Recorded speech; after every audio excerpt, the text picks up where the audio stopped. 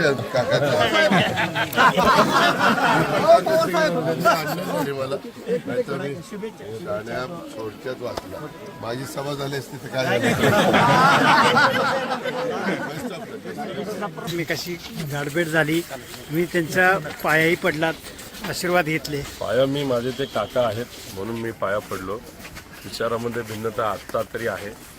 शेवटी जी काही संस्कृती आहे, एक वडीलधारी व्यक्ती आणि माझ्या 19च्या इलेक्शनमध्ये त्यांनी मला खूप मदत केली होती आणि त्या अनुषंगाने माझे काका असल्यामुळे शेवटी संस्कृतीप्रमाणे पाया पडणं ही जबाबदारी आहे. कारण ही जी भूमी आहे, चव्हाण साहेबांची स्मृती ठिकाण आहे, या भूमीमध्ये तरी कुठलाही भेदभाव करून चालत नाही. इथं संस्कृती पाळणं फार महत्त्वाचं आहे. आम्ही तरी पाळतो आणि ते त्या ठिकाणी मी केलेलं आहे. मी त्यांचं दर्शन घेतलं. जाता जाता ते असंही म्हणले की माझी सभा झाली असती तर अडचण झाली असती. नाही, झाली असती तर नक्कीच काही प्रमाणात वर खाली झालं असतं, उलटही होऊ शकलं असतं. पण बारामतीमध्ये ते इतके अडकून पडले होते, त्यांना माझ्या मतदारसंघात येता आलं नाही. पण शेवटी ते मोठे नेते आहेत, निर्णय त्यांचा होता. पार्टी त्यांची आज आमदारकी जर बघितली, सगळ्यात जास्त आमदार हे त्यांच्यामध्ये तिथं निवडून आलेले, चांगली गोष्ट आहे. आपल्या इथं एक पद्धत आहे, मराठी संस्कृती आहे, आपण वडीलधाऱ्यांचा. आम्ही पण जर लवकर आलो असतो, काय आमच्या त्या पोलिसांनी सर्व आम्हाला शाळांनी तिकडेच नेलं, नाही तर कदाचित साहेबांची आमची पण इथं गाठ पडली असती.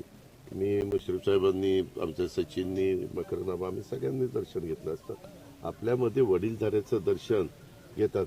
तुमच्या घरी तुमच्या वडील समान व्यक्तीची भेट झाली तर दर्शन घेताना प्रीती संगम बघायला मिळाला असता दादा.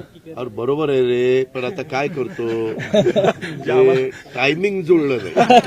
तर वेगळा घडला असता. सभा घेतली तुम्ही म्हटलं मी थोडक्यात वाचला. नाही रे बाबा, तुम्ही मनानेच काही पण करण्या होता इथं. मी बोललो त्याशी, मी त्याला म्हणालो की तुला शुभेच्छा, तू निवडून आला, चांगलं काम कर, शुभेच्छा दिल्या.